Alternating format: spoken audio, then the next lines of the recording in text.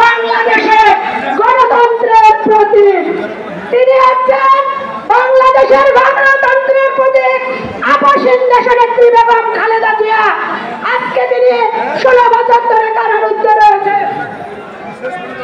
মিছিল নিয়ে আসছে সাজাদপুর থানা বিএনপির সংগ্রামী সভাপতি এনামুল শাহিন, সংগ্রামী সাধারণ সম্পাদক আইনুল রহমান বিদ্যুৎ, সাংগঠনিক সম্পাদক আরিফ স্থানীয় নেতৃত্বে একটি বিশাল মিছিল এসেছে।